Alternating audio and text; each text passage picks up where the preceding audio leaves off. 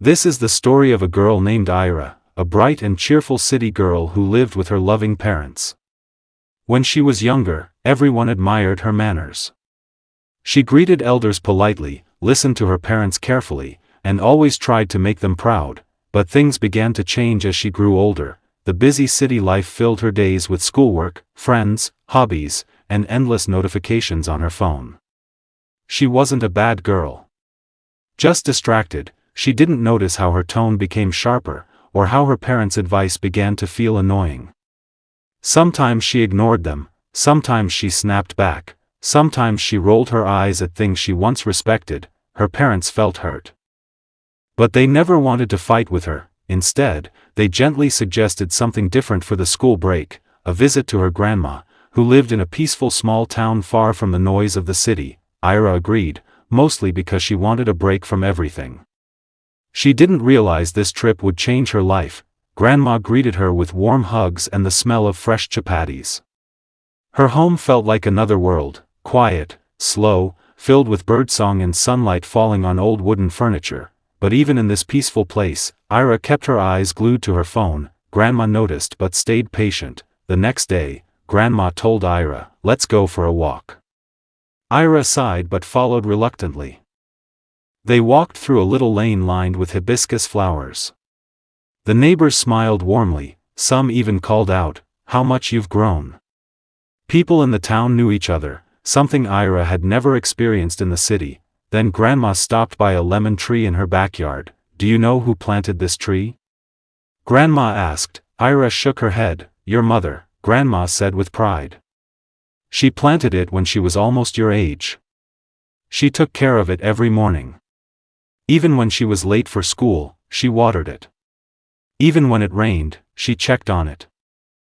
Ira touched the tree trunk. Something about knowing her mother had cared for this tree made it special. Grandma plucked a lemon and handed it to Ira. "Strong roots give strong fruits."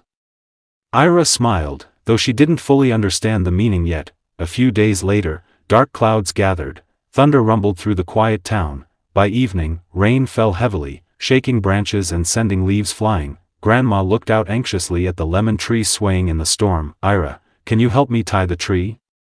It needs support." But Ira was busy laughing at something her friend had sent on her phone. Later, "Grandma," she said, without even looking up. The storm grew worse, but Ira stayed in bed. Unaware of how badly the tree was struggling, when Ira finally came outside the next morning, her heart dropped. One whole side of the tree had cracked, leaves were scattered everywhere, and a few branches hung lifelessly. Grandma was standing beside it, her hand resting on the broken branch. Not angry. Not upset. Just deeply sad. Ira rushed to her. "Grandma. I'm really, really sorry. I should have helped you last night." Grandma gave a small, tired smile. "My child. This is what happens when something that depends on us is left uncared for." She gently tapped the cracked branch. "This tree grew strong because your mother respected it.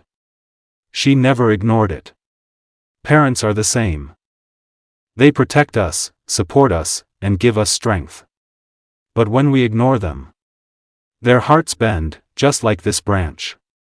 Ira felt something break inside her, not like the branch, but inside her heart, a sense of guilt, a sudden understanding, a realization she had been avoiding for months. She thought of her parents, the nights they stayed awake when she was sick, the times they bought her favorite things even when they were tired, the sacrifices they never mentioned. She shouldn't have taken them for granted. That evening, Ira picked up her phone, not to scroll, not to chat, but to call her parents. Her voice trembled. "Mom. Dad. I'm sorry. I didn't realize how much I hurt you. Thank you for loving me even when I didn't listen. I promise I will do better."